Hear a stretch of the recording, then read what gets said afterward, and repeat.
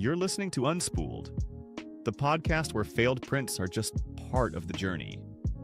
Hosted by Corey from Moji 3D, the guy who thinks filament is a personality trait, and Steve from Layer by Layer, who probably has more spools of filament than forks. Every week we dive into 3D printing, making, and the occasional rant. So grab your favorite filament and let's get unspooled. All right, we should be live for our first of, I don't know, a couple, right, leading up to Christmas, Christmas stream. So tonight we're going to be talking about, well, anything I said, what did I say, episode 31? This is 31. So 31, there's 31 days in December. Boom, got them. Yeah, so tonight we're going to be talking about models and their designers, and then generally just some Christmas designers out there. Models, yeah, and then we'll have next week's episode, which will be on the 16th, and then the actual pre-Christmas episode, which will be on the 23rd. But we're starting it early. So how you doing, Steve? I'm cool, man. I'm chilling, hanging out at the North Pole, you know, doing elf type stuff up here. We partying, you know, regular stuff. We partying. Steve's got his Christmas hat on. I've got my Christmas themed red beanie. But we've got some printed models that we've printed and then gifted away, in me in particular. So some of the models we'll go through I have here, some of them we don't.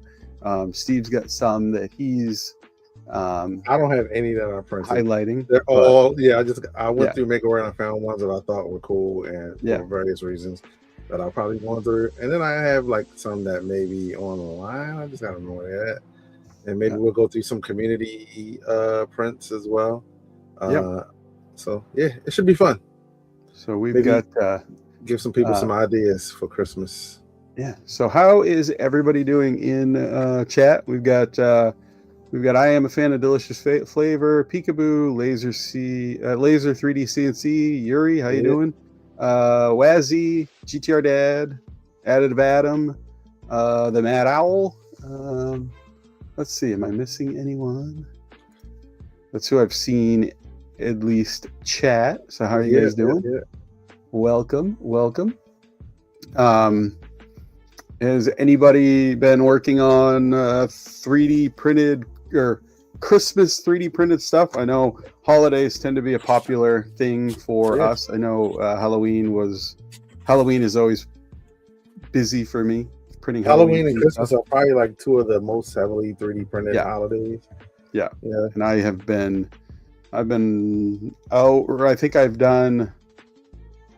printed 9, maybe 10 separate Christmas themed models this week, and then multiples of those.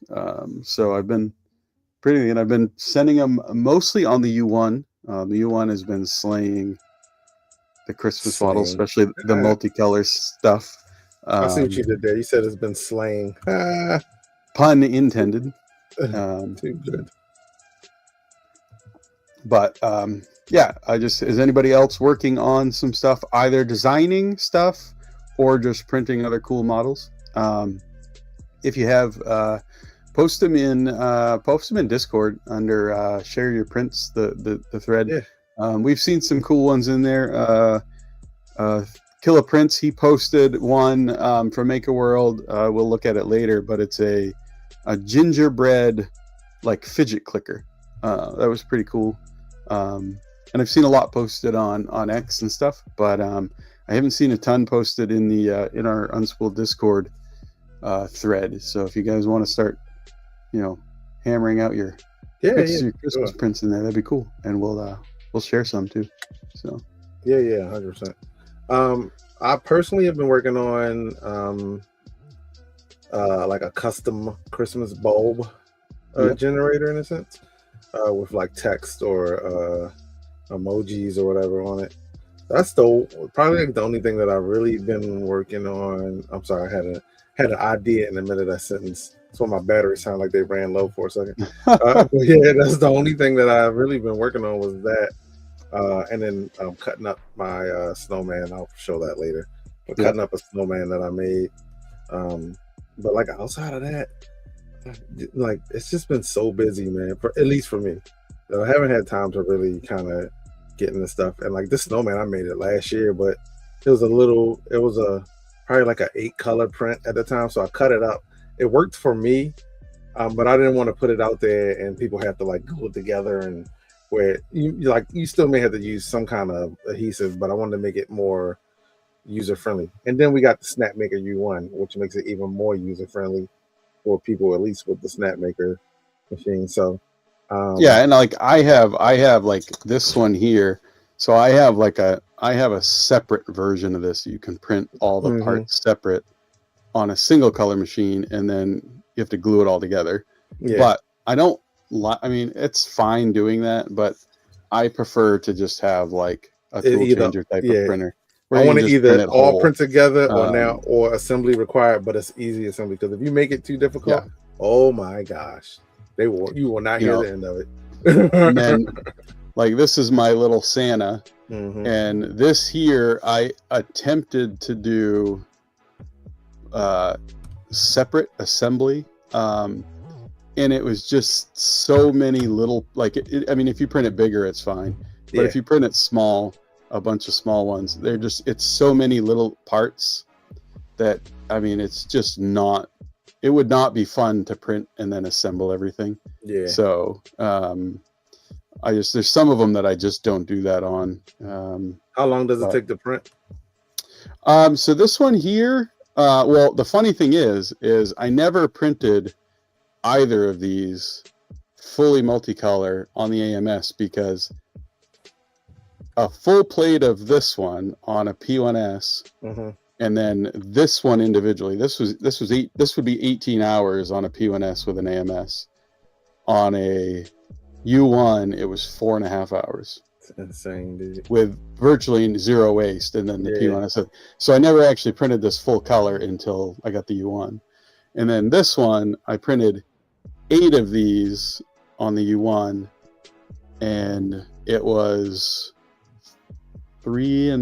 just shy of 4 hours for 8 of these. And then on the it was just shy of 6 hours for 8 of these, but on the P1S it would have been almost a day. It was like 23 hours and something with a ton. So it's a game changer, man. I just think it makes you not have to separate parts, right? Like, it makes you not have to like reassemble a bunch of multicolor, like single color printed parts into one multicolor. Because like even with the snowman, like I cut it down to where the body is only 4 colors, and then the head is only 4 colors, and the head is 3 colors. So it's still not gonna be. It's not like, oh, set it and forget it. But it's gonna be easier to make one if you want to make one. So I mean, that's the thing that's just making it like easier for people holistically. And and like with Christmas prints, the easy part is usually the same colors. There's not a lot of variety.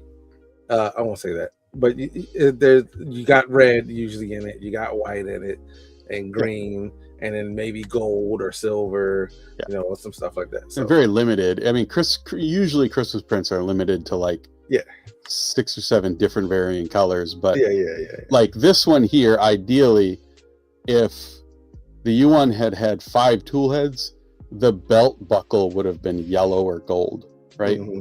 But other than that, that's the only other color I would have added to this. It just turns out to be white just because I only have 4 colors.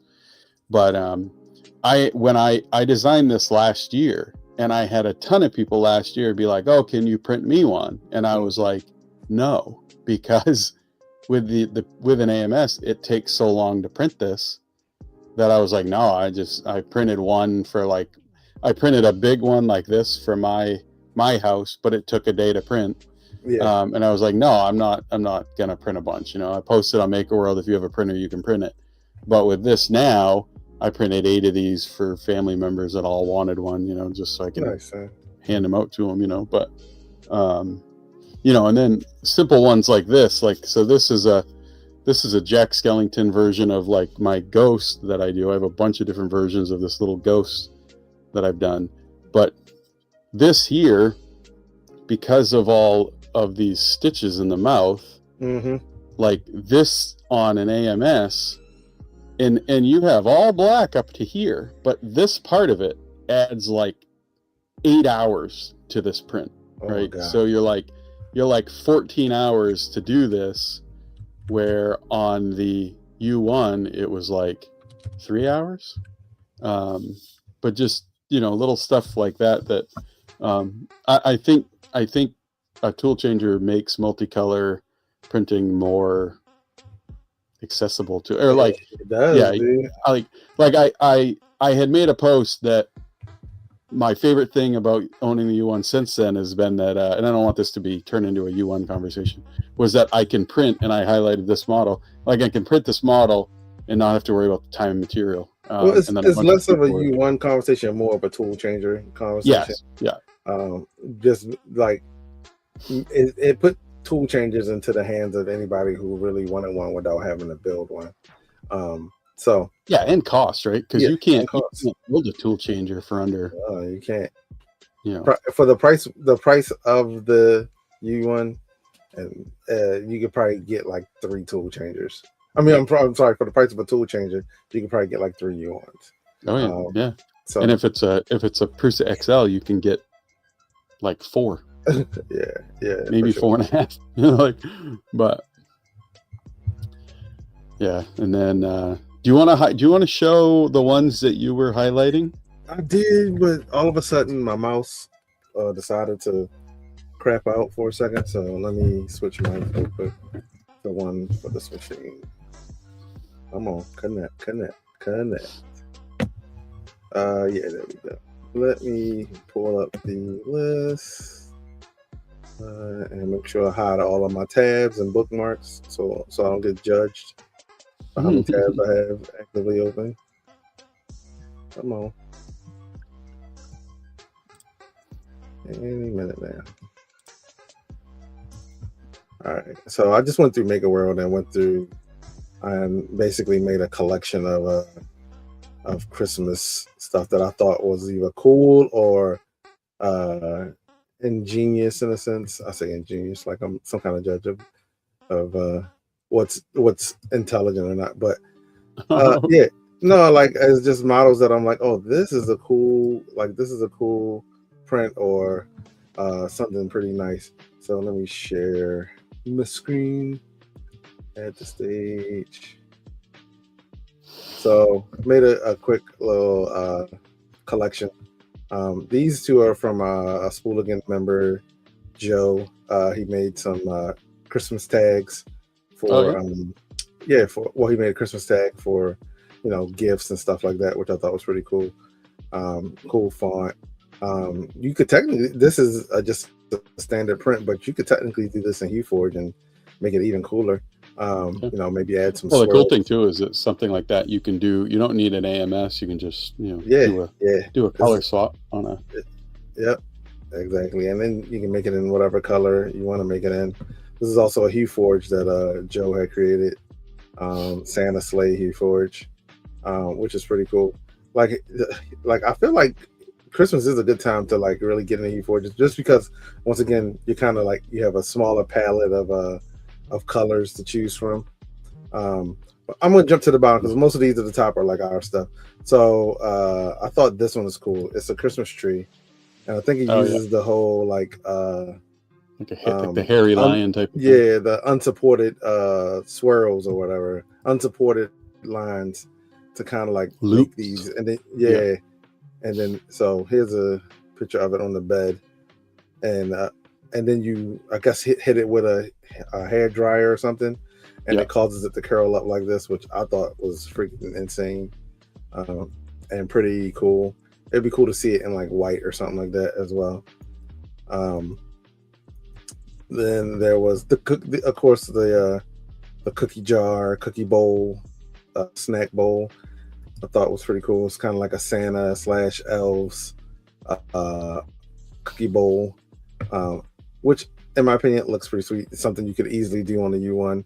I wouldn't be surprised if it was actually 2 pieces.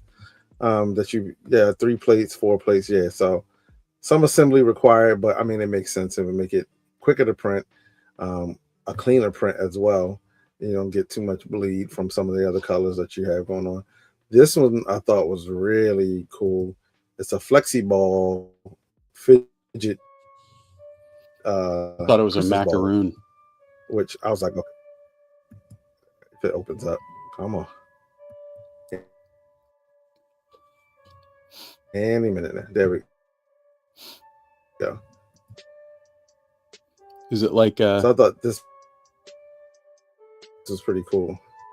Oh, it prints flat and it opens it up like a ball. Okay. So here's look at that. Yeah, dude. Like that cool. Makes storing your Christmas bulbs like this is like I feel like it's marketable right here because now you go from Christmas. This giant. Yeah, dude. Well, that was like when years ago they came out with those like unbreakable Christmas ornaments, that like were made out of like indestructible plastic. You could just throw. But yeah, that's cool. Yeah, because like space saving, right? Like I saw this, I was like, "This is freaking sweet." He has them in various sizes and stuff like that. This one was pretty cool. Oh, I jumped too far back. This one was pretty cool as well. Let me jump down to the bottom. Hold on, let it finish rendering. A little snowman lamp. Like some of these are so simple, and you're like, I wish I would have thought of that. Like I may make my own version of it, but it's still like that is pretty cool. A cool idea for like a little table lamp. Well, that's what I always tell a lot of people that are like that want to get into designing but haven't done it yet. It's like half the stuff that you see that you look at really doesn't take a whole lot of time to design it once you learn how to do it. Like I thought this one was cool. So I always like those assembly cards. It's a gingerbread. See, Joel said it too. I thought it was a macaroon when you had that like the fold up ball. I thought it was a macaroon. I thought this was really freaking sweet. I might make some of these for around the house. So cool, man. Sometimes I wish I had the time to kind of like sit and meticulously kind of like drill down and make stuff like this on such a small scale. Like it's insane how. Well, the funny thing is that in if you do that in Fusion, it really wouldn't take you much time. Well, here's the thing that's crazy, dude. Like, look, this is really tiny because look, this is their thumb, and this is like a Canadian quarter or something. I don't know what that is. But yeah, so like it's not a giant, print. It's really, really small. But look at the detail in this thing, man. Look at that. That's just cool model. This probably takes no time. How long did it say to print this? Oh, it's all 3 hours. Yeah. Yeah, because it's not really it's multicolor, but it's really not. It's just layer changes on the dude. On the Z. That is pretty nice, man. I'm waiting for I'm gonna jump to this one. I thought was pretty cool. Like something simple, like make 3D print your own Christmas hooks. You know, I've actually printed hooks before. I have a hook that I designed that I print. So yeah, it's a good idea. Yeah, and like the way they did it to kind of save space, they alternated them. Alternated, you know, is that right? Alternated, yeah. So, you know, big, small, big, small, big, small, like all across. Which I'm like, that is just really cool. He's gotten only 18 boosts off of it, but a ton of downloads, added to a ton of collections. Like that's the one that should probably have like way more downloads. Just because this probably takes no time. Let me see how long it takes to print.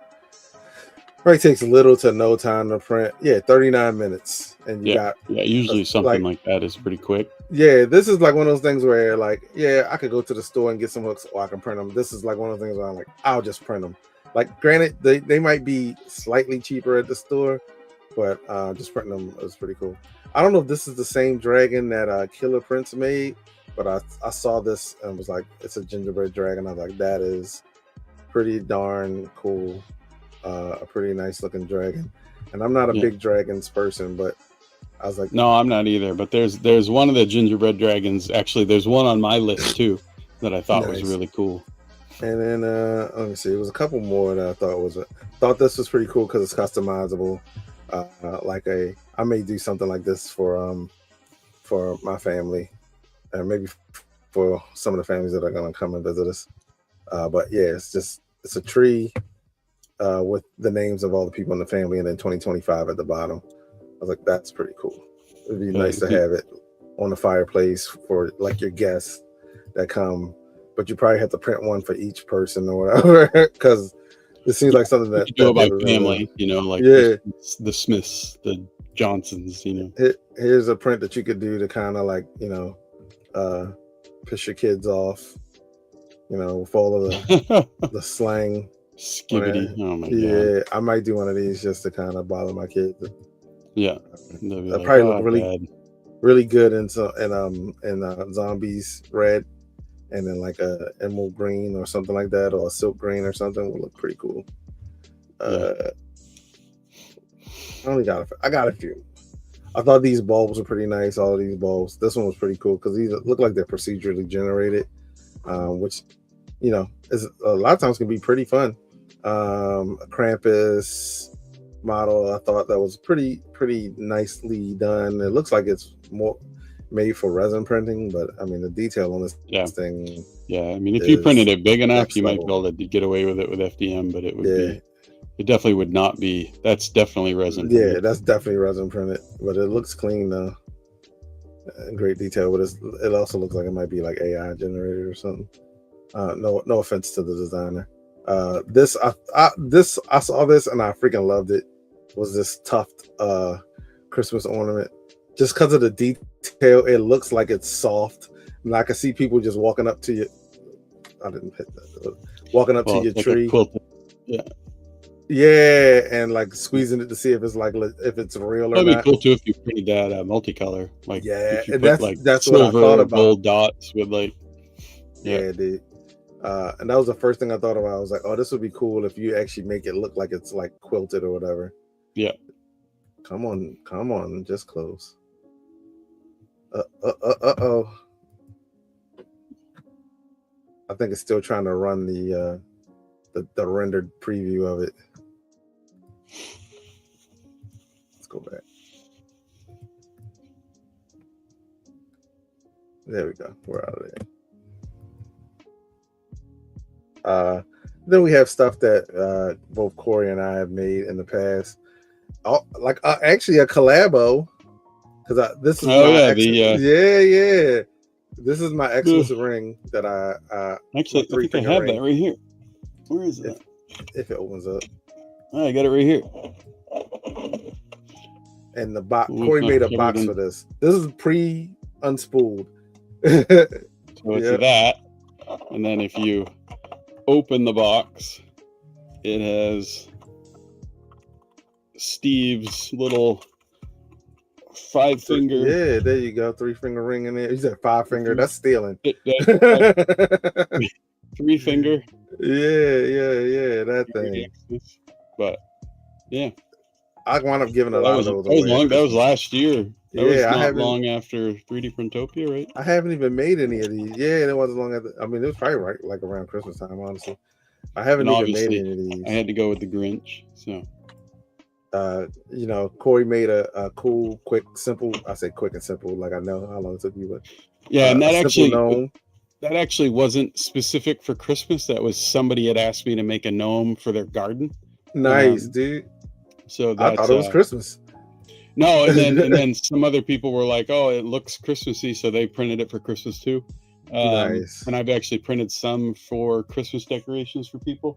But that's actually the model. There's 2 of those in my garden right now outside. One in the PHA filament, that biodegradable filament that I'm testing. Smart man. I see what you did next there. to a PLA one. So, that's an old one. Corey has a snowman container, which I thought was pretty cool as well. And then I have a. Why'd that say 11 hours? What?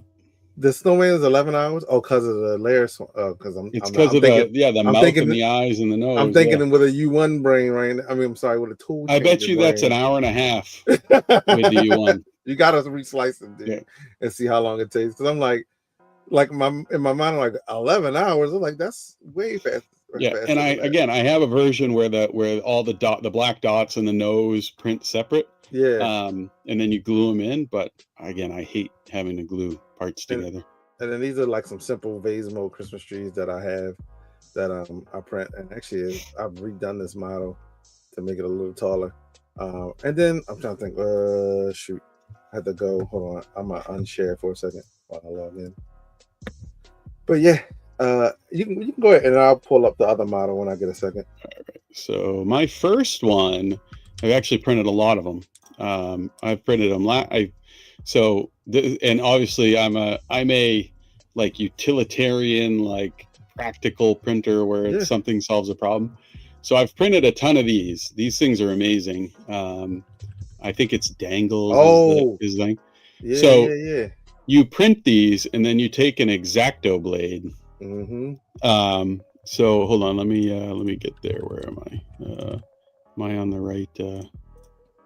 I'm on the wrong screen. There we go. So you put an X-Acto blade in this, and then you put a thing of paper through it, and then you just run it up, and it cuts it right off. It's like the coolest thing ever. And when I saw it, I showed it to like my wife and my mother and my sister and all that, and they were like, I have to have like 3 of those when the kids, they're all wrapping presents. Mm-hmm. So this makes like the cutting the paper significantly easier.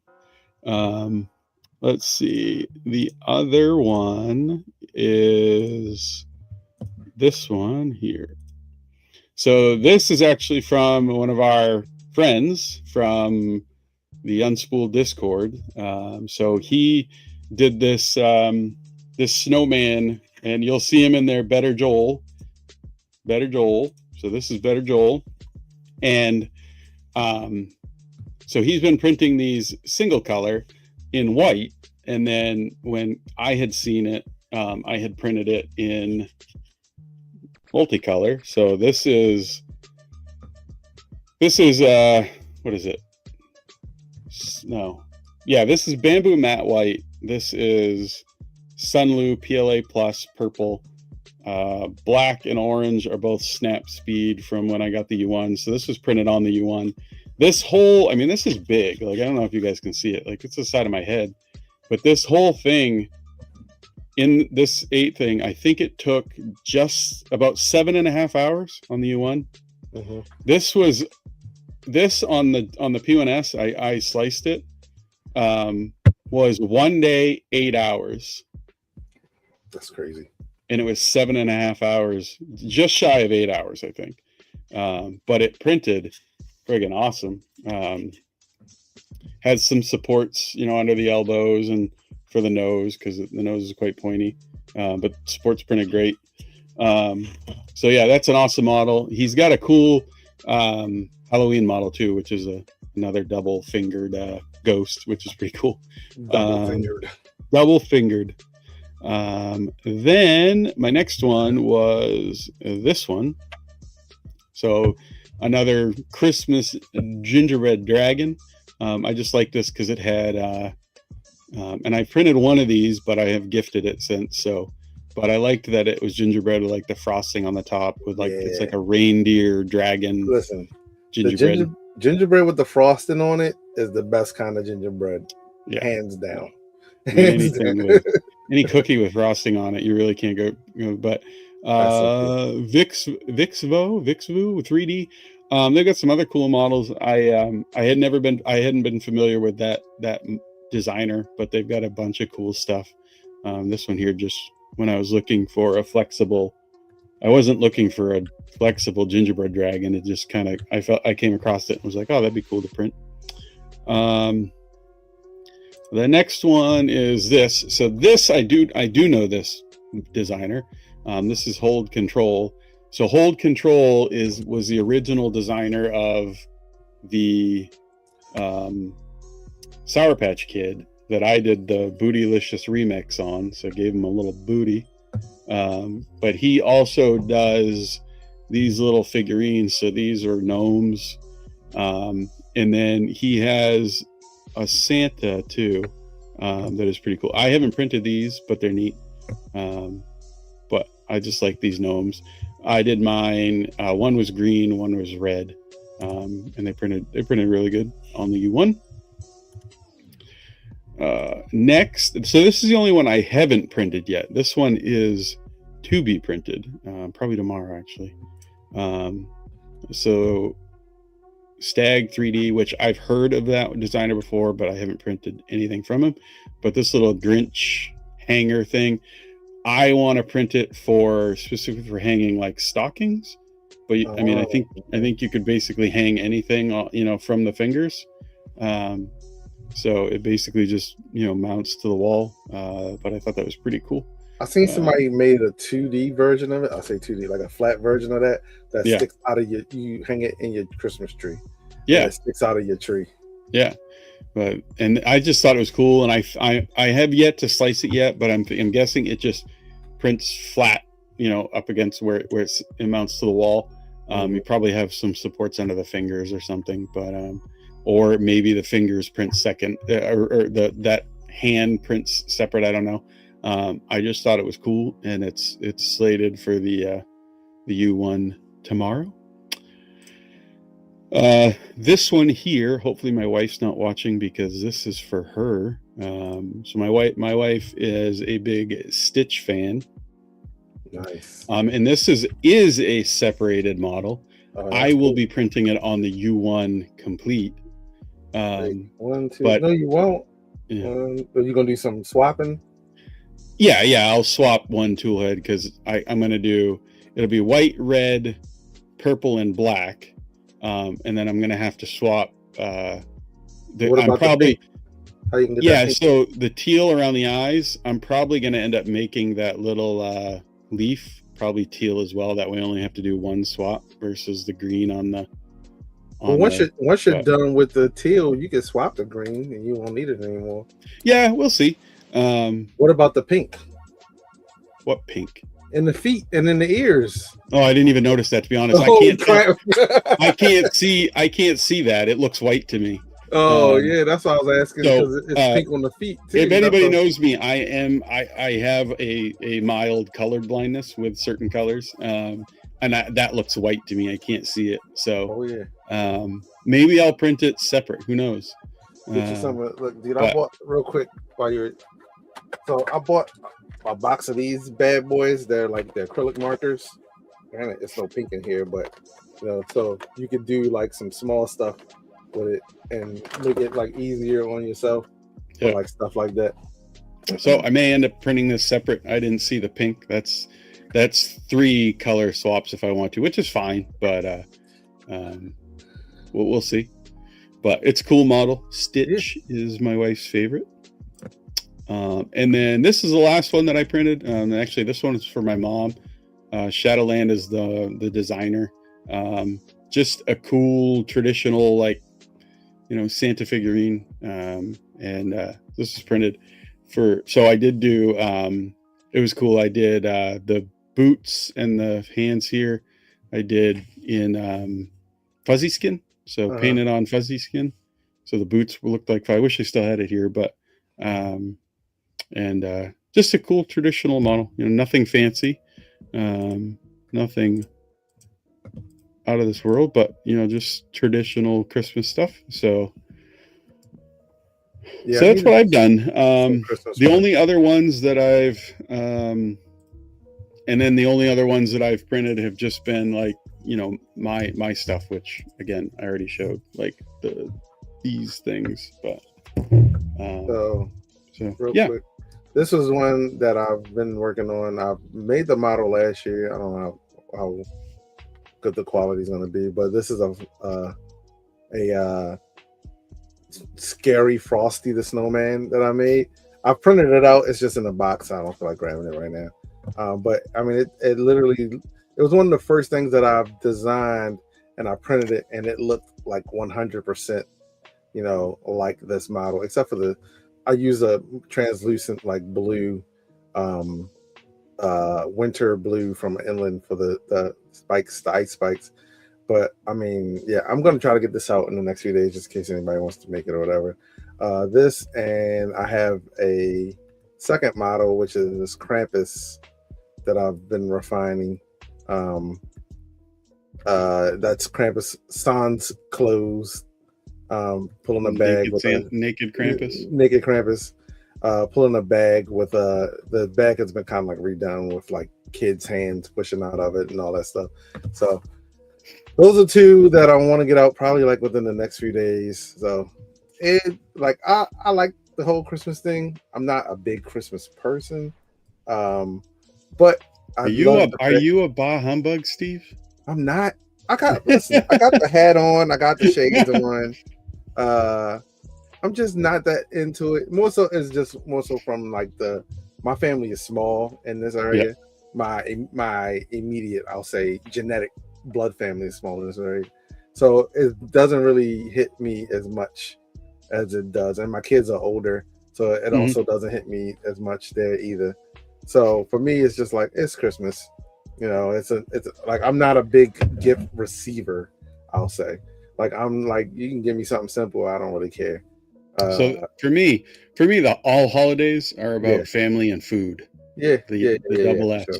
Which, if Wazzy's in here, he'll understand. Yeah, that's because you guys didn't talk about food. Yeah, food and family. That's really all. Yeah. So, yeah, I mean, and I don't usually like, I don't decorate my house because I'm like, I'm not putting out all this stuff, only to have to take it in again and then store it all year long. So I don't decorate. We do decorate inside. Like, obviously we have a tree and inside decorations, but I don't do the outside stuff like that. So we do a little bit of outside. My wife this year has kind of like gone bananas. Why am I purple? All of a sudden I got like really purple. It's like nothing is the OBSBot camera, but there we go. And it's going back by itself. I didn't even do anything. That was weird. But yeah. So she's gone full in. Like, I think we got like a 7-foot Santa that sits on on the roof of something. So that'll be happening probably this weekend. So yeah, we used to put the like, I like the little projector thing because you could literally the cord out, stick it in the ground, boom, your whole house is like lit up. We used to have one of those, and then I forgot to bring it in, and then I ran it through the snowblower. Oh god! And then we had a big blow up like Christmas elephant, those ones that blow up and light. Yeah. And I forgot to take that in, and it froze in like 2 inches of ice on the ground one year. So I couldn't get it out. So by time a month later, when it thawed out enough that I could get it out, it was literally torn to pieces. So, I don't know how people in Maine do outside decorations, because Maine just turns into a giant ball of ice in the winter. Yeah, I can imagine. It's a daily chore to try to keep like the ice and the stuff off your decorations outside. And I'm not all about that, but I don't even like the winter. I don't even like going outside to get in my car in the winter. It's been kind of chilly here lately, and with this new puppy, there's been a lot of trips outside that I'm like, I don't know, man. Yeah. Well, like, when I woke up yesterday morning, it was -12. So, and that was without the wind chill. So, yeah. And Peekaboo knows he lives even more northeast of me. And so anywhere in the northeast of the United States and or Canada, you know, a lot of ice. So gets and Fern Dog is a Mainer. So, but yeah, don't do the outside decorations. But I am going to put this outside specifically on like my deck. There's like on my deck, there's like a table, and this is going to sit on the table, and then I'm going to strategically turn it to point towards one of my neighbors. Oh no. One of my less than friendly neighbors. Oh God. So they're like, they're gonna be like, okay, cool, and then they're gonna get a bigger one, and you guys will be battling with the biggest middle finger things. You get a nutcracker with his. I'll have to enlist either Traxman or Frank, and we'll do a life size, like truck size version of this. I don't know if any of you follow Traxman or Frank and B, but those guys are doing some huge, enormous prints. Like Traxman just printed a. I won't say. I don't think it's a secret because he hasn't been showing it on the stream. But he's printing a like giant Krampus with a fireplace, like a life-size fireplace behind it, and he's been painting it and everything. Big. So if you get a chance, he's usually streaming it. He's Traxman23 on YouTube. I'll grab the link later and drop it. If you come into the Unspooled Discord, a lot of times he shows the streams in there too. And he's also been streaming it on MakerDeck off and on recently as well. But he's got like this giant, like it's literally a printer you could sleep in. It's a crazy. It's 1 meter by 1 meter. It's basically it's basically 3 feet cubed. Yeah, it's insane. Like he'll have it on stream, and I know people are looking at it, and like, but he'll put a spool on it just to show you how big the printer is, just to give people a sense of like the scale of it. And the first time I looked, I wasn't even thinking about it. The first time I looked at it, I didn't know what it was, and then I looked again. I was like, "Holy crap!" I was like, "That's the spool sitting beside whatever he's printing." I think a lot of us just assumed that they were 3 kilogram spools based off the size, but they weren't. They were 1 kilogram. And he's using a 0.6 nozzle, bro. Yeah, that are swapped out frequently. And then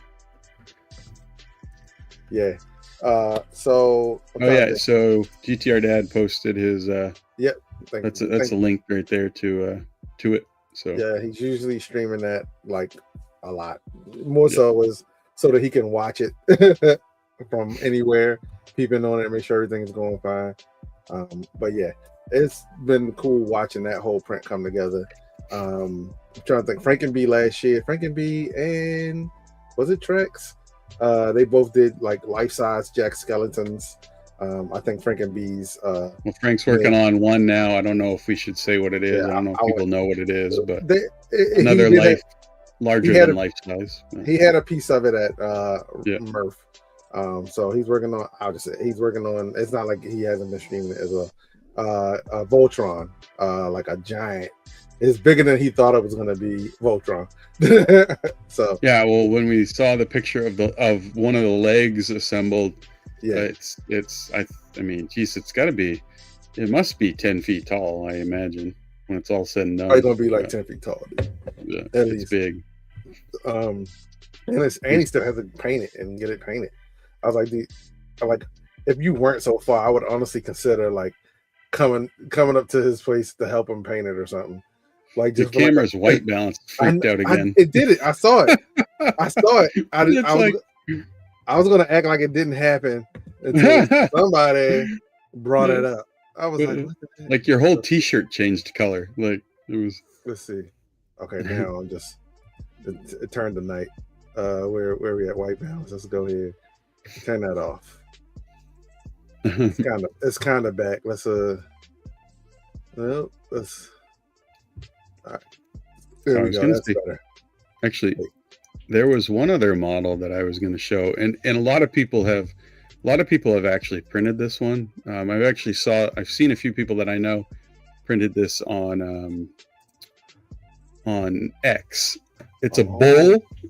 Did you see this one? Yeah. No, I haven't seen that one. Yeah, so it's a bowl, and it's got a Christmas. It's got a hat that's a lid. Why do I keep? Yeah, that's cool. Yeah. So I actually did slice this one on the U1, and it's a super fast print on the U1, like 4 hours. Nice. So, but I was gonna print this one too. I thought that was cool. So we got a couple submissions in the Discord. Hold on, let me see.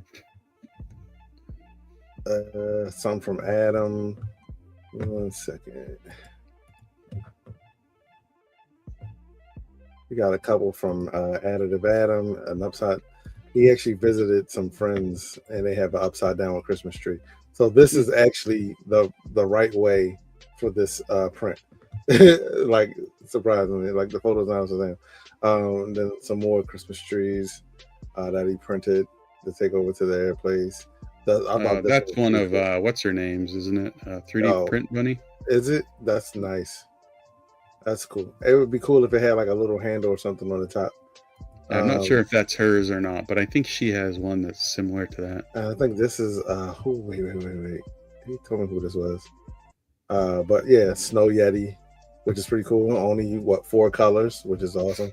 This is one of his first prints on the U1 as well. And he has a Flexi, I think this is the Flexi gingerbread Darth Vader, which I thought was pretty cool as well. So yeah, 3D printing Christmas, kind of like.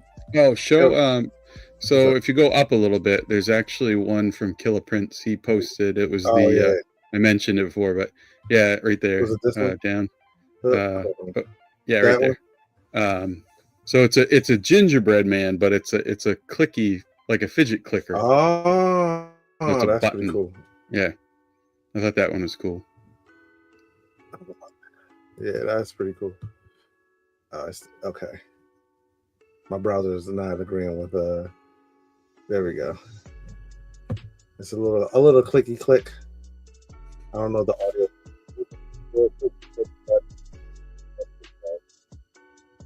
Like stuff that like very simple. These aren't like super difficult prints to make. Come on, get me out of here. But choppy. Yeah, dude, I don't know what's going on. And then they won't let me out. So yeah, if you can hop to Discord and see it. Or just, here, there's a couple more prints. Let me do. I know what's going on. My keyboard has disconnected from that. You don't have to. Oh, okay. Got it back. Some more down here. 1 second. Community member. Laser 3D CNC Yuri. Who is also in chat. Yeah, he's in chat. He does a lot of stuff with Creality. Has these. Oh, where's my mug? I know, right? Has these downstairs, I think. Wait. Yeah. I don't know why I'm holding it like that, but I have a green one. He gave me a green one version of that, and it's one of my favorite mugs. It's cool. But yeah, he did some Creality ornaments. The prints came out really clean on the Christmas tree, so that was pretty cool. And then, hey, Adam actually printed that tree as well. Oh yeah. Oh, Tech Jeepers. Was it the Advent calendar that he did last year? Look, that thing looks clean, bro. It looks like something you'd buy at, like the Hallmark store or whatever. It must have like the little windows open. Yeah, the little windows open. So it must be 12, right? 24. Yeah, 24 different ones. Oh. Yeah.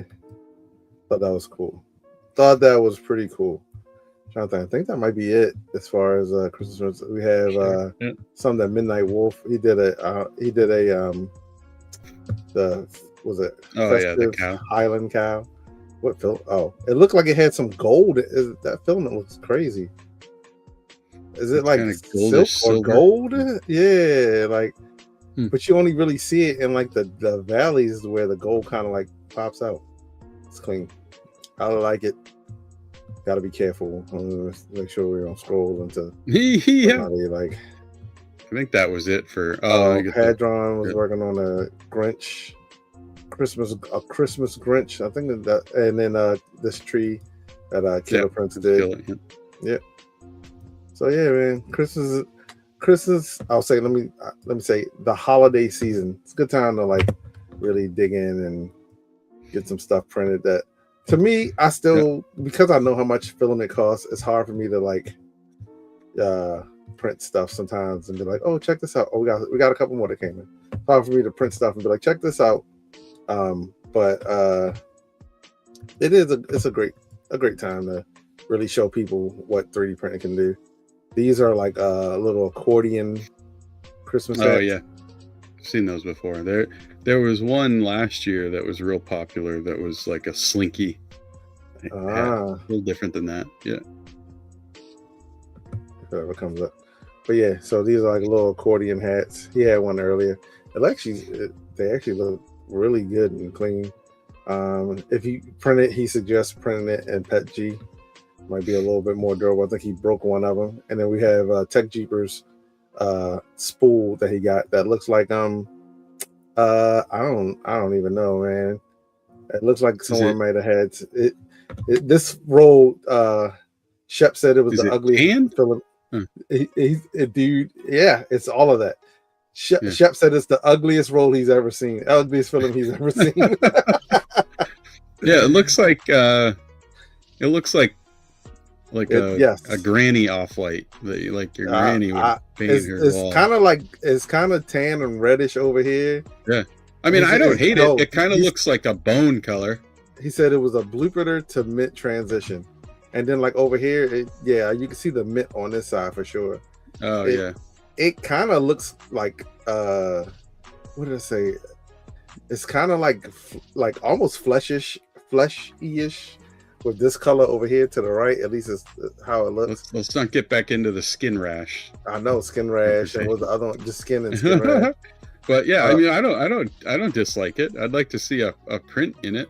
What would you print in that though? I don't know. It's not a skull. I mean, just say a skull. A skull. Or, there is a model for every filament. I have an old rep wrapper color around here somewhere that is like, I don't know. It's like a brownish green. It's if a baby puked in a filament extruder, this is the color that would come out.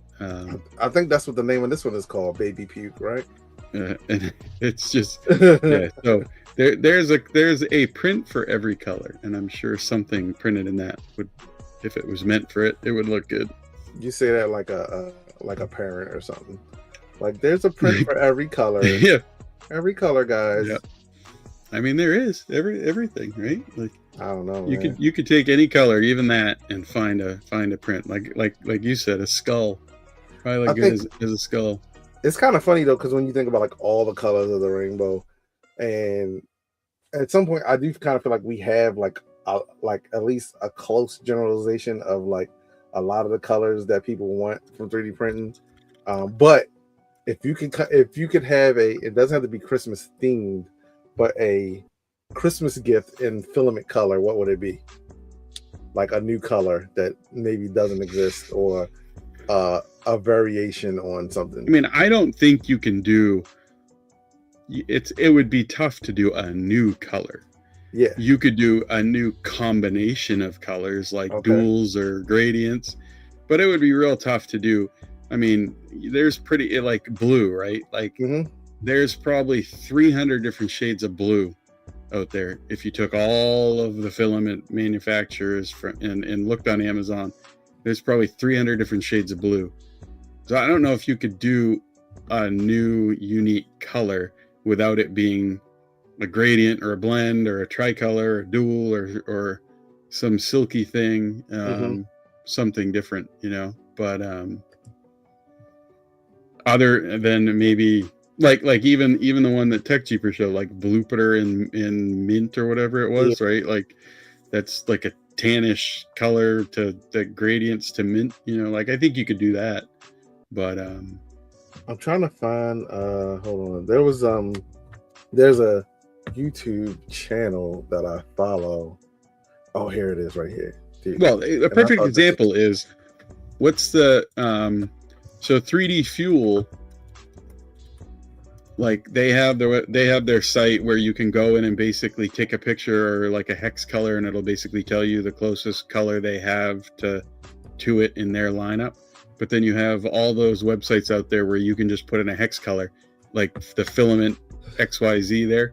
And there's like 500 yellows, like. I follow this channel, like just I've watched ideas, that before, dude. And so this one was cool. It's kind of just like a cool white, more or less. It's got a little bit more blue in it that you see from different angles, which I think would be freaking cool. Like every one of these shows on here, I'm like, this would be amazing. But this first one, when it starts over, Ghost Purple, it almost looks like it glows. I'm like, I would love to see something like that, where it like almost looks black, but then you hit it from the right angle and you get like these like purple hues to pop out. And then this next one, Magenta Flame, I'm like, yeah, this is where I feel like colors need to kind of go, is into like this realm of like, there's a color there, but then it's a different like mica accent that kind of like occurs in the filament. Those must be like those alla prima paints, right? Like oh my gosh, dude. Like those acrylic paints that Bob Ross used, where you can like mix, like you could probably get 50 different colors out of varying the different percentage of all three of those colors, like. Oh yeah. Well, like I actually watched the one down. It was like the different purples.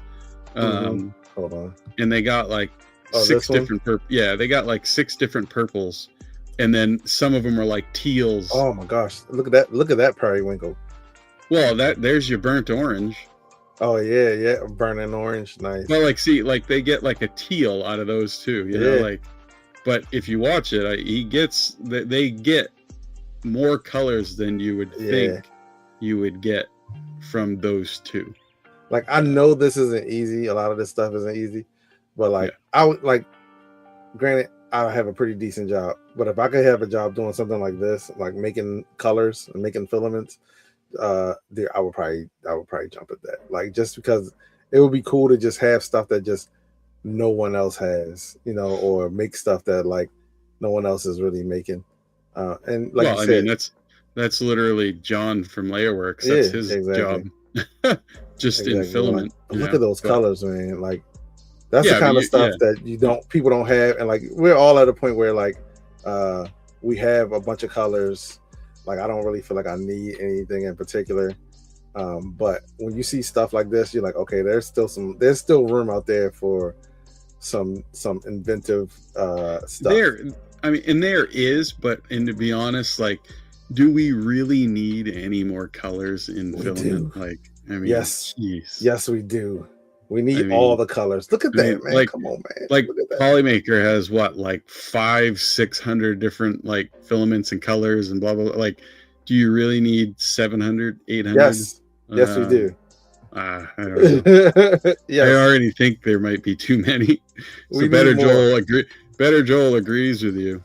I need every color in the world. We also got to change the intro, because the intro says he has more colors than he has forks. Who doesn't? I got a lot of forks. How many forks do you have? I was listening to it earlier. I was like, wait, who doesn't have? I was like, how we make it to episode 31 and I not noticed that? And I'm like, wait, everybody has more forks. Well, not everybody, but most people have more forks than filament. Actually, so Tech Jeeper's right on this. He says, you think filament is bad, you should see yarn. Well, my mother is like a crocheter, and she has as many, if not more, colors in yarn than I have in filament, which is saying something. So that's crazy. So every medium of art, right? Whether it's paint or stains or plastics or fabrics or yarns or filament or whatever it is, there's no shortage of different stuff, different colors, variations of colors. But I mean, I think there is a limit though. But I will say that, you know, following like these kinds of channels, art blend channels, art color, like color crafting channels and paint crafting channels, as well as fingernail what do they call it, manicurists or whatever. Like you can come up with some cool ideas from just nail polish alone. Like had some great ideas in there. Like I said, I'm here for the hat tricks, the weird, like, oh, no one even ever thought of that kind of, you know, color that like looks really good. Look at this ghost brown. Come on, man, ghost brown. I don't even know what that is, but I love it already. Look at the way it just kind of kicks that little bit of color off. Yeah, and like you know, I mean, I think you're a little bit more limited in plastic than you are paint, but you know, it'd be cool. Like for me, it would be cool.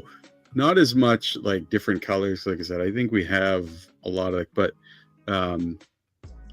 like different additives or different hues or different silky type of things, or like a different type of technique of how color is introduced into filament. Like, I mean, these are made mostly with, like, this is these are mica based colors, you know, that where you're getting, you know, that kind of double color thing going on.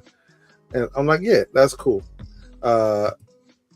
Different additives, sure, as long as they're safe, as long as they're like, you know, VOC free. And well, I mean, we have filament, you know, we have color shifting mica looking filament, you know, that have pigments in them that color shift. And but a lot of people like the look of them, but don't necessarily like to print in them, just because any additive you add to a plastic does affect its print quality, and we need more part quality. But that doesn't sound like you're saying we need more.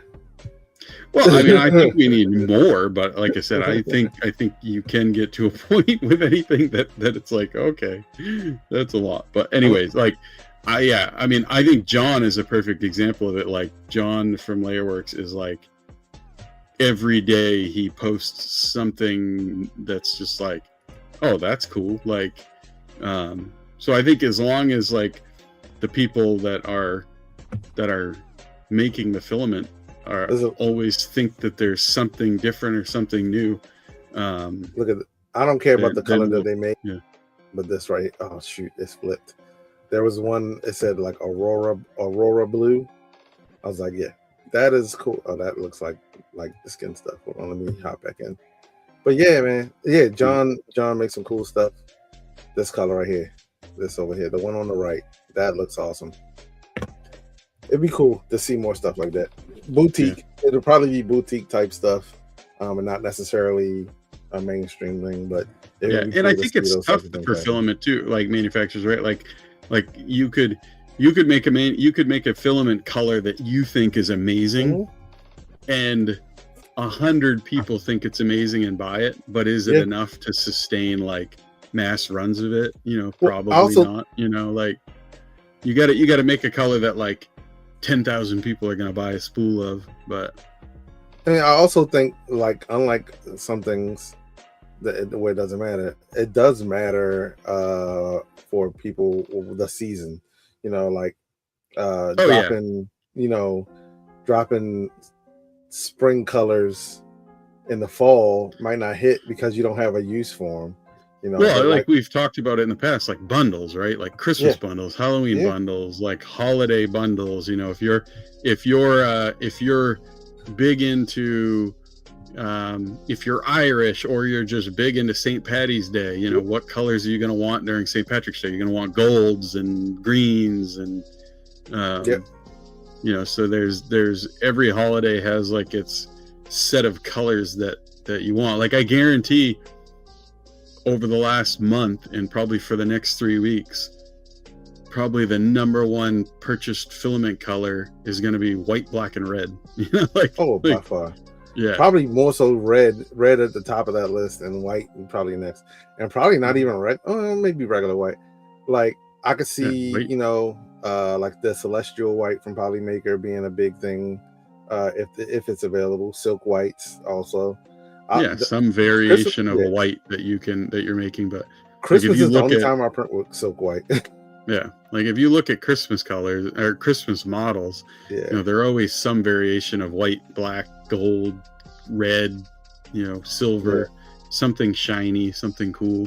Because your Christmas ornaments are, right? Like when you buy Christmas ornaments, you buy the shiny, like really cool looking ornaments. So, I mean, filament is no different. I bought like this, I think specifically for this year, I did buy a red, I did buy a green.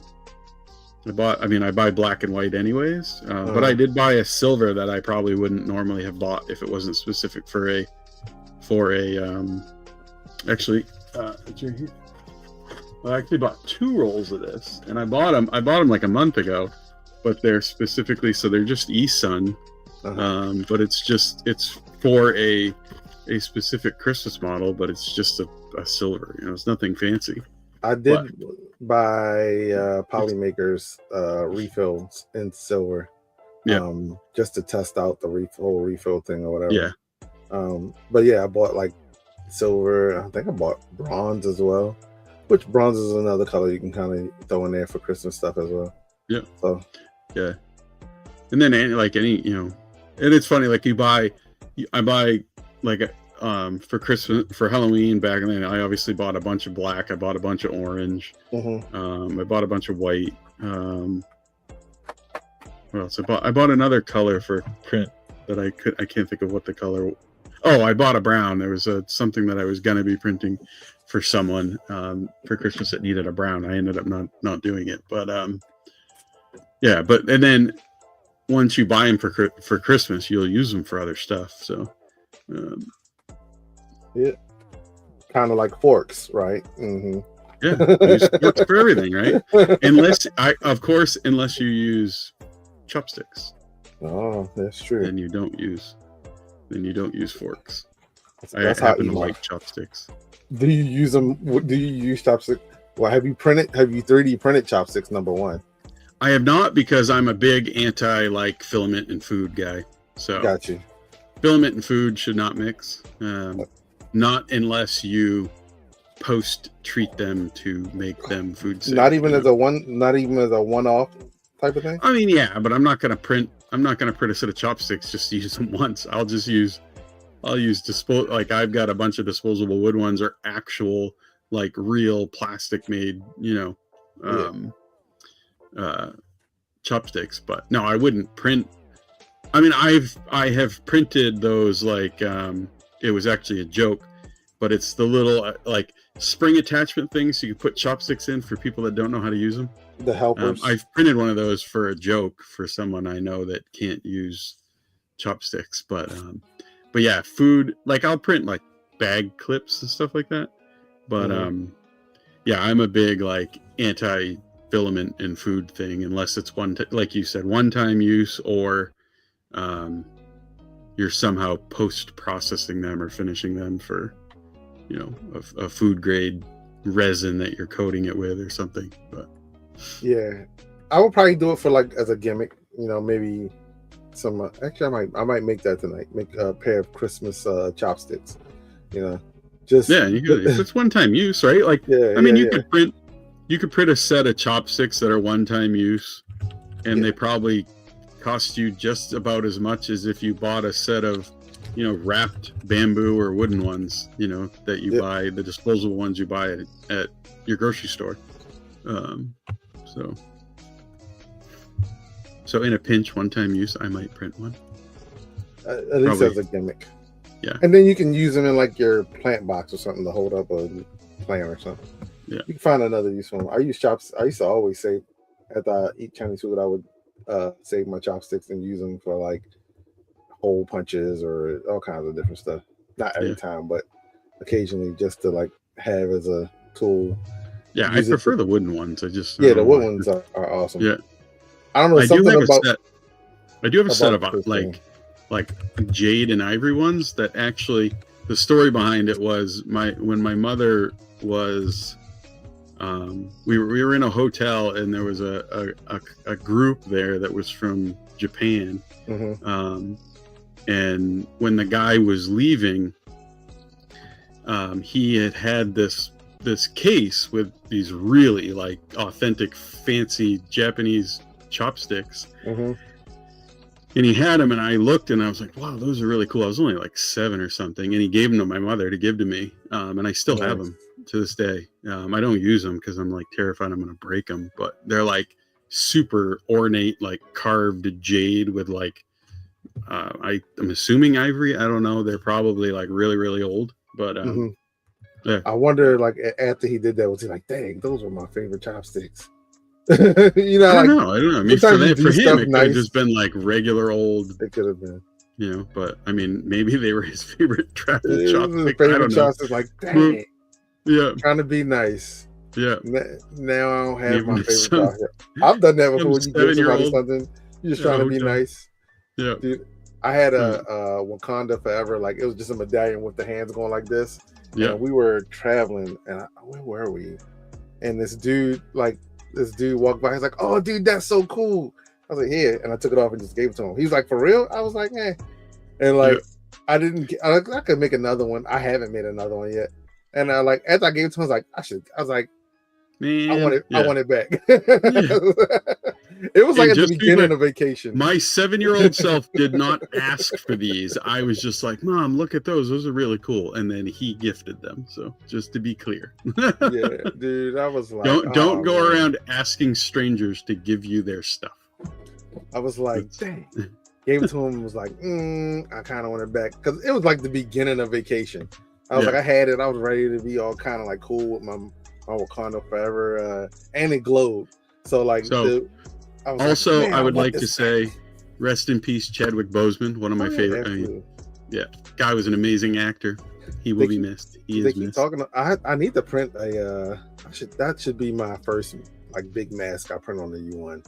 Is a Black Panther mask. That would be pretty cool, especially with the. It's been one that I've always wanted to print, but I never have. Yeah. I might. You're right. The U1 would be perfect because the one that I actually wanted to print has like.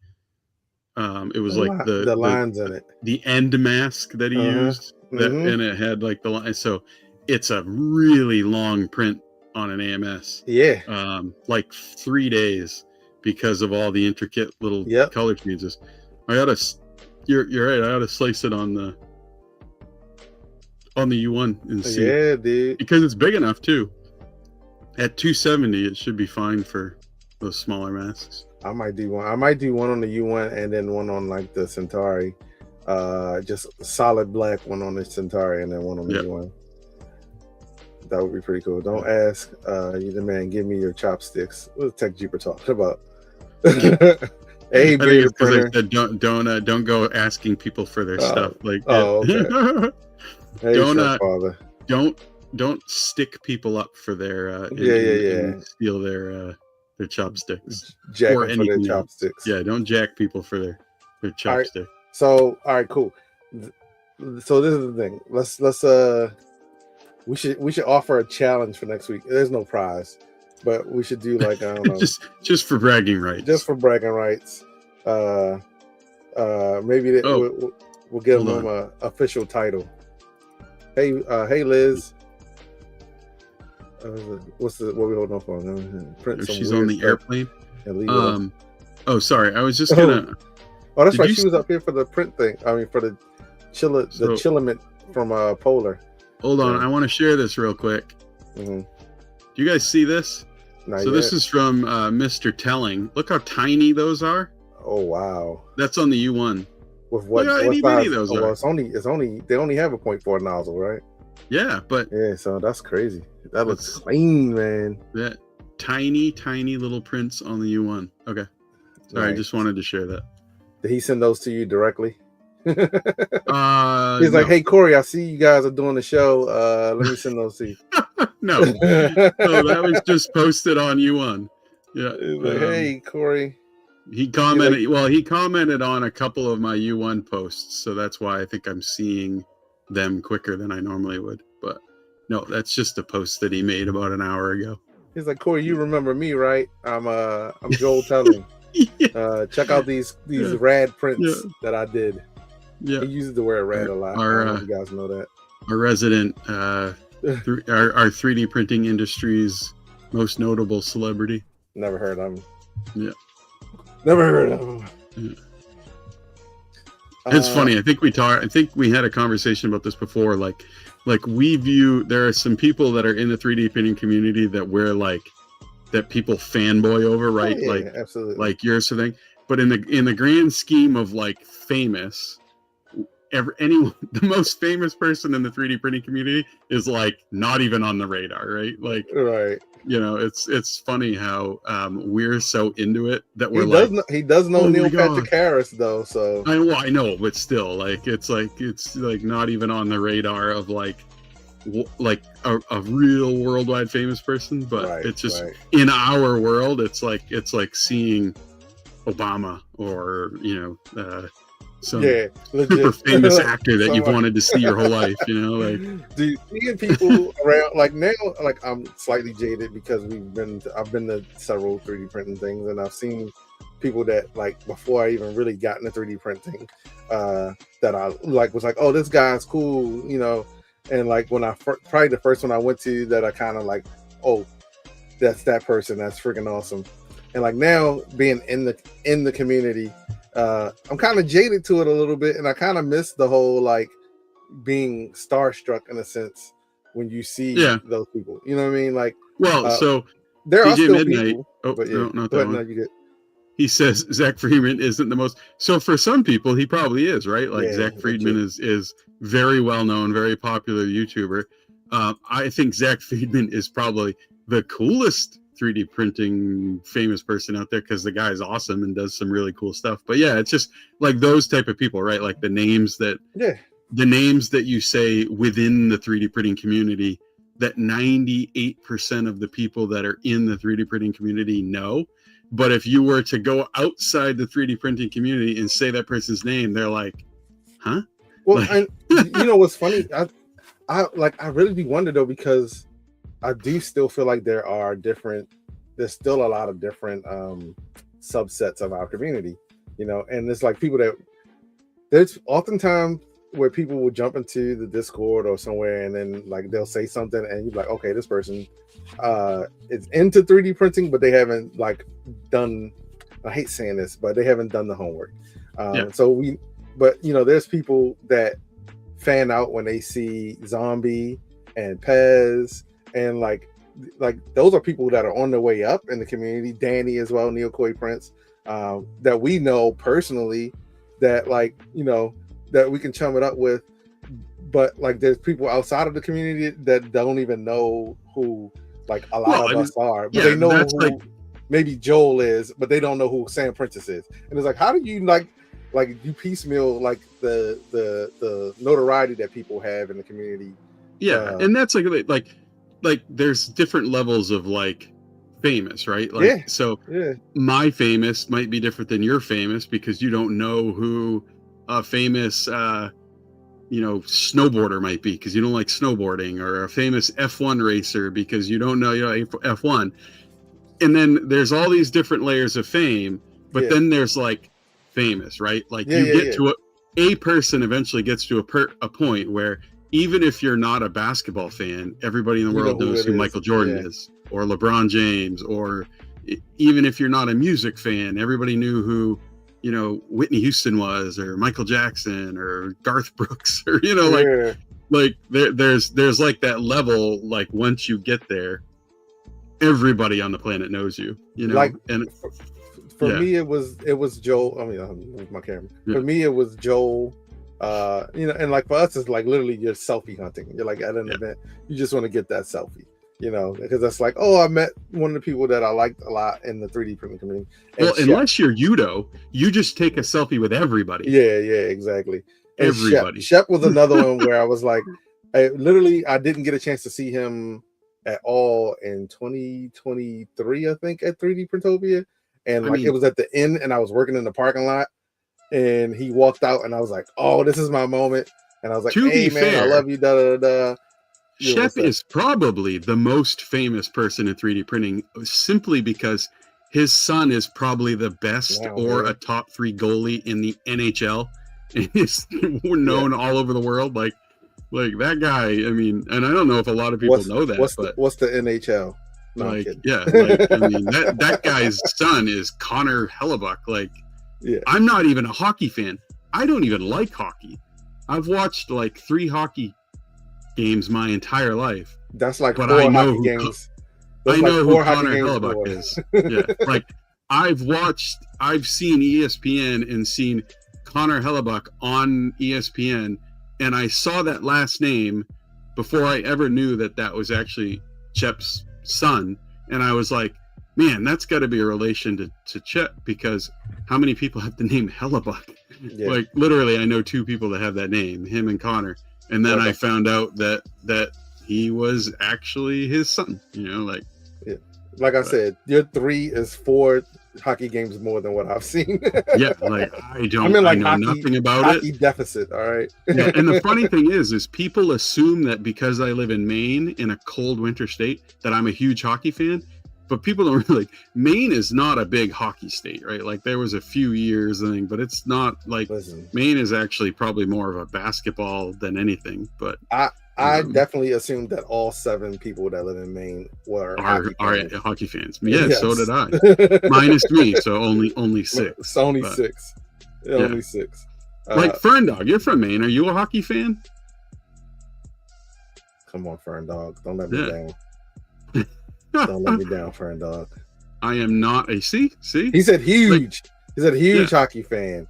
But I'm saying, like, I think people assume that if you live in one of those wintry northern United States or anywhere in Canada, you're just automatically a hockey fan. And it's like, no, like, nope.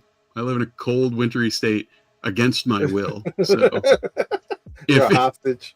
If it was up to me, I would move tomorrow.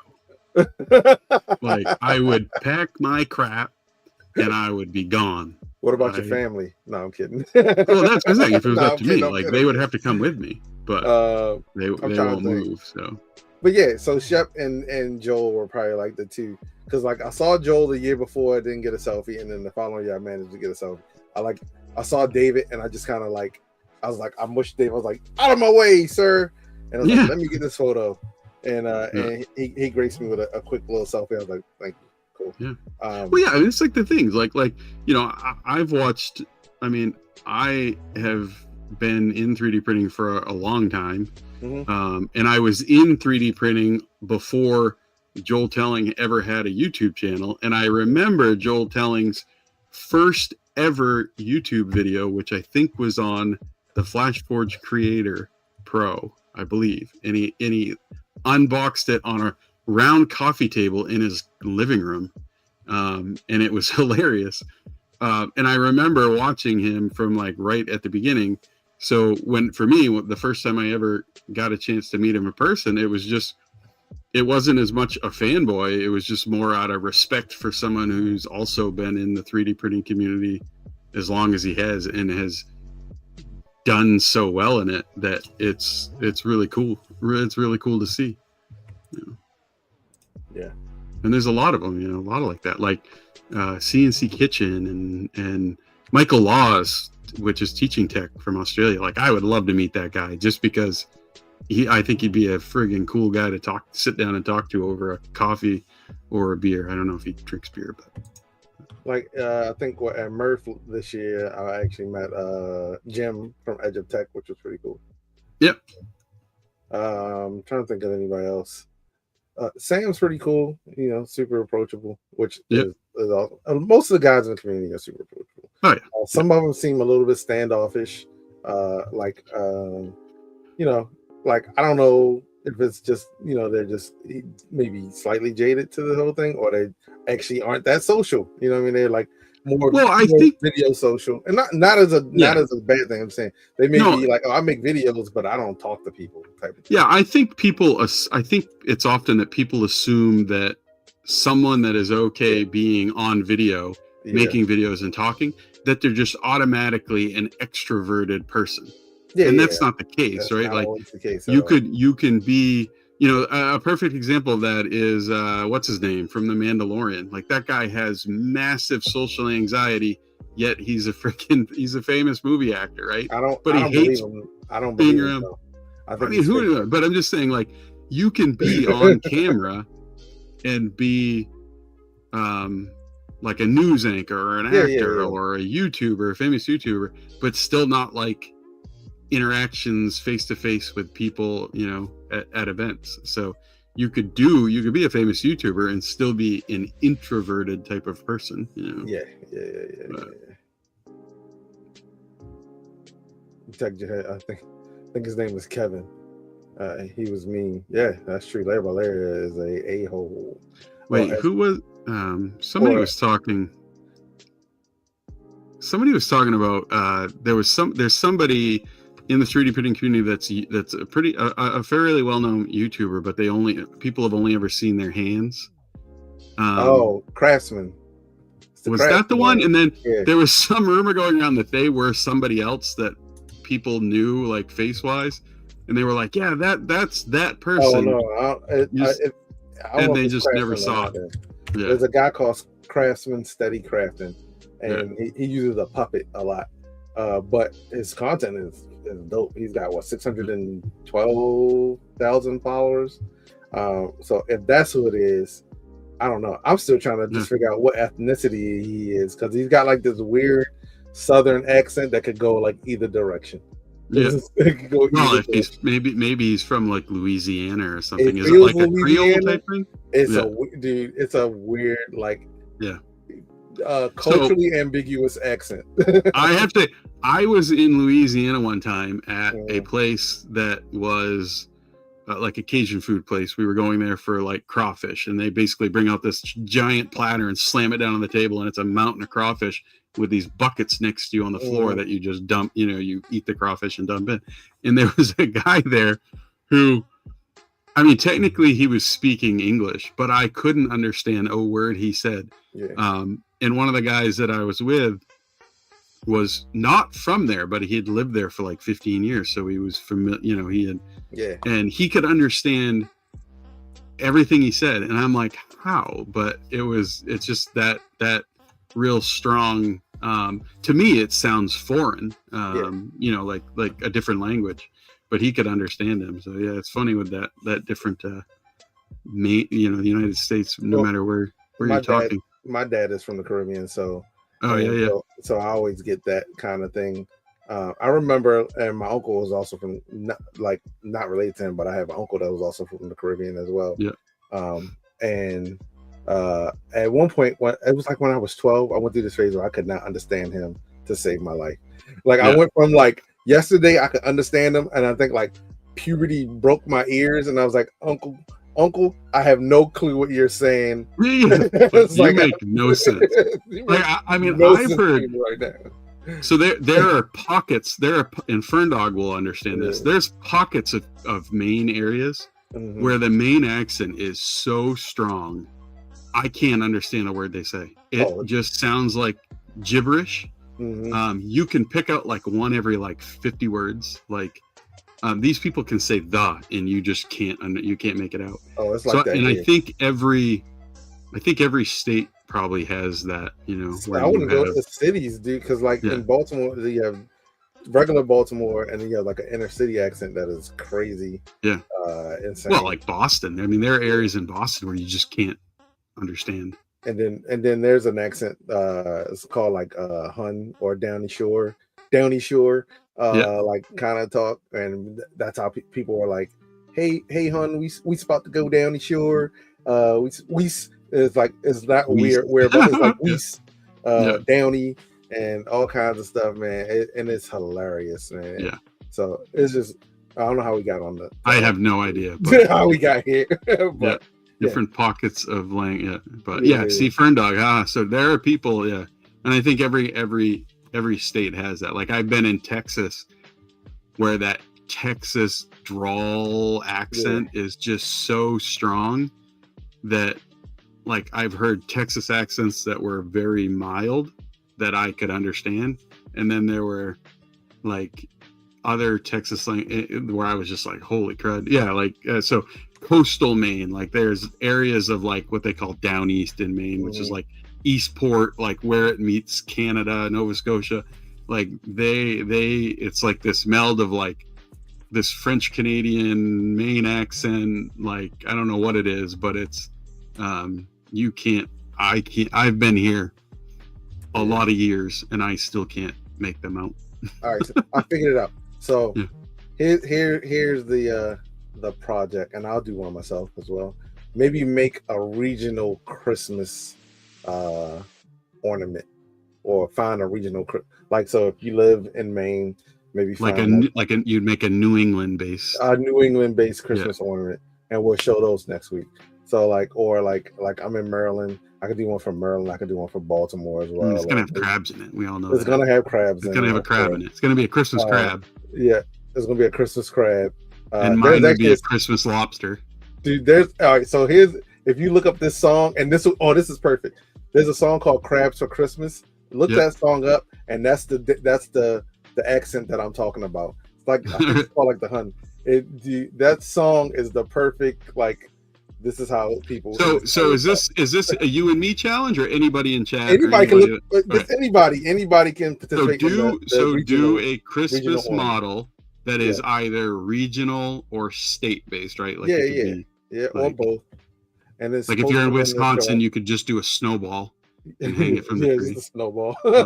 Just a snowball. If you're in Florida, you do like a palm tree with Christmas lights. Yeah. So or in Canada, Canada can participate too. It could be provincial. Is that what they call it? Provincial, province, provincial. Yeah, I think so. Yeah, region, whatever. Canada ornaments. Now Nero is the Canuck creator, right? Yeah. I always thought that Canuck was a derogatory, like you weren't supposed to say Canuck. So anybody that's Canadian in the stream, is that okay? Is that an okay term to say? You said that, and the first thing that came to my mind was Canucka, please. Yeah, but like, is that okay? Have you ever heard that though? Like, I've heard people say that, like, you're not supposed to say that term. Like, it's. It says it's a slang term. Like, there are a lot of Canadians that might not like being called a Canuck. It says sometimes derogatory. In U.S. use. As a true Canuck. Peekaboo's like, how dare you? Like, but it is like, it's one of those ones where like, if you're Canadian, it's probably okay to say it. Like the Canuck creator, Nero. That sounds familiar. Yeah, but if you're outside the Canada, is it okay to say? So you can't say stuff like Canucka, please. Canucka, please. I don't know. I've never heard that in my life. Oh man. Yeah. Like, yeah. I mean, I just okay. Maybe it is. Maybe it's fine. Peekaboo says it's fine. He's our Canadian representative. He says it's fine. So we can. Wesley said it's the name of the hockey team in Vancouver as well. So the Vancouver Canucks. Yeah. Oh yeah. But still, I thought it was like it's a team, and that's okay. Like we had the Washington Redskins, and there are some people that say that that's okay, and some people say that wasn't okay. So like I was like, is it okay for an American to refer to a Canadian as a Canuck and it not be considered derogatory, right? Like we live in a world where I just you never want to hurt anybody's feelings or anything. So just posing that. Is there a term like that for Americans? No, it's just like Americans. I mean, I think it's just American. Like American, depending on who's saying it, can be meant like okay, or it can be like an American. Like they say it like that. So anytime I've heard like very French men say like American, and it's like it's always like I'm not sure if they're saying that in a good way. Right. Or if that's in a bad way. So yeah, I think it's just American in general. You're such an American. You're such an American. Like, whoa, wait a minute. I am, but why are you saying it like that? Yeah. Like Canadians are so polite, so they wouldn't say anything anyways. Yeah, probably, yeah. So when I went to Canada over the summer, it was a pretty chill trip. Like but you couldn't really tell you were in Canada at all, because outside of the stores being different, I think I mentioned that before, the names on stores being different, and like the mainstream commercials being different. So it was just like, come to this place, and you're like, I never heard of it. But I did have a conversation on the way home with like a guy at the gas station, and like it took a second for me to dial in like some of the stuff that he was saying.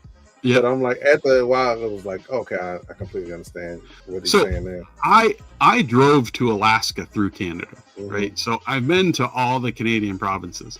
And I was just say, other than there being like kilometers and liters when you go to a gas station and the money, it really doesn't feel any different, right? Like when I was in Canada and at a gas station in Saskatchewan, or Manitoba, other than it being incredibly flat, which I was shocked about. It doesn't feel any different, right? Like you don't like if you go to other countries, I think it might feel a little bit more, but it feels very similar. I think the people are very similar, but I didn't feel any different. Oh, very nice people. Nice. All right, so we're getting close to that time. Also, my cat. I didn't realize my cat wasn't here for the whole stream. She's like freaking out, knocking stuff over, trying to get my attention right now. She's like, she's literally like hitting something under my desk, and like I look down and she's like, move it. Like, let me out of here. So Peekaboo says you were in Toronto. That's basically the U.S. It felt like it, but it was just weird because it just everything was just slightly different. It was like it was like, oh, if like if like you were still in America, but like France took over or something, So there's something in Maine where they call that Maine is split into two sections, right? You have southern Maine, which a lot of people refer to as northern Massachusetts, because it's more like Massachusetts than it is northern Maine, and it's like two separate people. There's actually been like proposed legislation to like break Maine into two different states, and it'd be southern Massachusetts and then Maine. And it's like, obviously it doesn't go anywhere, but even Fern Dog confers. Yeah. Southern Maine is really northern Massachusetts. But have you heard of the Saskatchewan seal hunt? No. I thought Saskatchewan was like landlocked. Isn't it landlocked? No, because it goes, all the provinces are like split like this. So you have to go, I can't remember which one comes first, but when I was driving, it was like Manitoba, then Saskatchewan, or Saskatchewan, then Manitoba. I can't remember. No, it is landlocked. It is. Like, it doesn't go all the way up. Manitoba touches the water, and so a lot of them don't touch. Yeah, Alberta and Saskatchewan do not touch the water. I will tell you, if you've ever driven through them, they are flatter than flat, and it's like fields of yellow and purple because they grow like a lot of mustard seed, and then I think it's clover or something. But like, it's just like, I've been to Kansas, and I have family live in Kansas, and Kansas is flat, but like Manitoba and Saskatchewan, it's flat for like you drive on, I think it's called the Trans-Canada Highway, and I'm not kidding, it feels like it's 800 miles dead straight and dead flat. I've watched a couple of like YouTubers do like nomadic stuff, driving through Canada to Alaska. So they will leave from the US, drive through Canada to Alaska. And the funniest part about the whole thing is like the parts where they were like in America and like in Alaska were longer than the parts where they were in Canada, because like you said, it probably was just all like, it's just flat. And they're like, I can't have a half an hour of like, oh, it's still more flat ground, here we go. I was actually quite shocked. Like, I didn't think it was going to be, because I think a lot of times people just think the further you go north in the colder climates, you just assume that it's mountainous, right? Like the Rockies or the Appalachian, like you just assume that when you go high, like in a northern elevation, that or a northern climate is going to be rocky and mountainous, and they are not. Like I said, when I went to Toronto, I literally expected it to be like, and granted it was the summertime, but like when I saw that they had like unhoused people there. I was like, wait a minute, why are y'all even here and not as far south as you could get, And then I thought about the fact that and I pulled it up on the map and I'm like, man, there's a lot of the US that Toronto is lower than, compared to most of Maine is higher up than Toronto. Oh, yeah. Whole states, North Dakota is higher on the longitude latitude scale, and freaking Washington and a couple other places. So it was just like, wow, you got whole states that are like at a higher latitude. Is that latitude? Latitude than Toronto. So yeah, you do get this idea of it's all mountainous and stuff like that. So. Well, I will tell you, I have been to Nome, Alaska, which is like the very tippy top of Alaska, and you will question why human beings would ever choose to live there. I watch all those shows. I love shows about Alaska and Antarctica. Than cold, and I'm just I don't understand. It's even colder. Maine is cold, but that's whole nother level when you get. Once you cross into the Arctic Circle, once you get north of Fairbanks in Alaska, it's a different Alaska. Anchorage, Alaska is very similar to Maine as far as weather goes in the winter. But when you get north of Fairbanks, I mean, it's literally the size of it is a whole nother state because it's gigantic, but very, very, very cold. All right. we rambled on enough. Yeah, we did.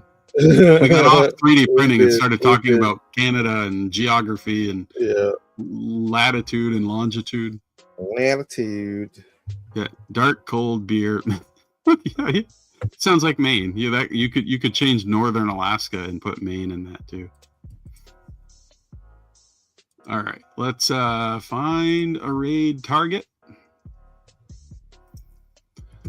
Oh, is Jano? Yeah, Jano is streaming. What's he doing? He's building. We haven't raided Jano in a while. Yeah, let's raid Jano. Looks like he's probably working on his gingerbread project. Yeah, so we appreciate you guys. Like I said, homework. Yeah. State regional. Yeah, regional ornaments. And I'm going to start the raid on my side. Yeah, regional ornaments for the holidays. Yep. So if you got them, post them in the Discord. We'll check them out next stream. And we'll probably have a guest next stream as well. So appreciate you guys as usual.